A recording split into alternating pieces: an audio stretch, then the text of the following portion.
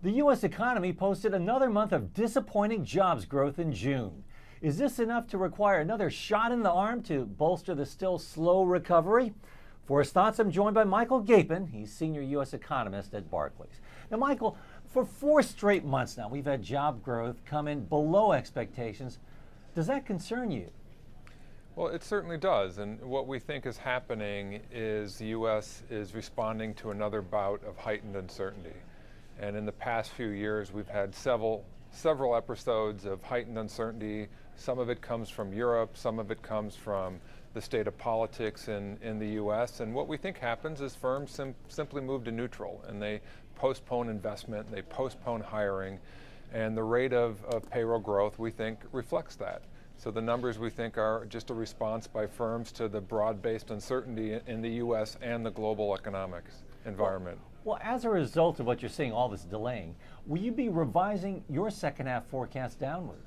Well, we actually did that a month or so ago already. So we have about a 2% growth rate in the third quarter, 2.5% in the fourth quarter. Our view on potential GDP growth in the U.S. is somewhere around 2%. So we're looking at more or less an economy growing at trend, albeit a bit softer right now in the second quarter. We're tracking about 1.5% growth right now for the second quarter. So we have marked down our numbers in response to the softening in production, investment, hiring, and consumption that we've seen recently. Well, Michael, already the Fed has had to extend its Operation Twist program, but looking at the numbers, GDP remains anemic and the employment numbers are weak. Will the U.S. economy need more stimulus? It very well may. We're saying the number today we're saying is probably something the Fed had in mind when they extended Operation Twist. So we wouldn't say that this number alone would be enough to propel them into more action. We think they'll want to see more data. We tend to think it's more of a September decision than an August decision, but they very well may. And if they do come back with more stimulus, we think that they would be purchasing a combination of treasuries and agency MBS securities. All right, now, a report that we've seen from Sageworks, it suggests that service jobs will grow faster than manufacturing since they require lower startup costs, but manufacturing payrolls rose more than expected. What sector will see the most hiring? I mean, we've even seen a slowdown in the service sector itself. Well, that's right. I think over the long run, it has to come from services. So that report is correct. The good side of the U.S. economy is actually very productive. It takes a much larger acceleration in GDP to generate goods markets jobs. And so we need to see the acceleration on the services side.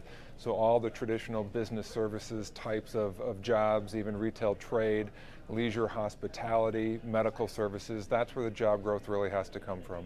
And what will that mean for the economy if that's where we get our jobs? Well, that's just the way the U.S. Economy is structured. It's still primarily a service-oriented economy.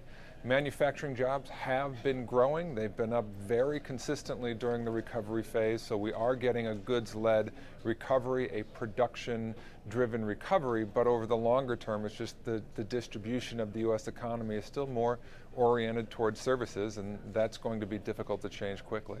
Now, at the current pace of hiring, it'll take more than 5 years to get back all the jobs that have yet to be recovered since the financial crisis. What is needed, Michael, to get hiring to pick up?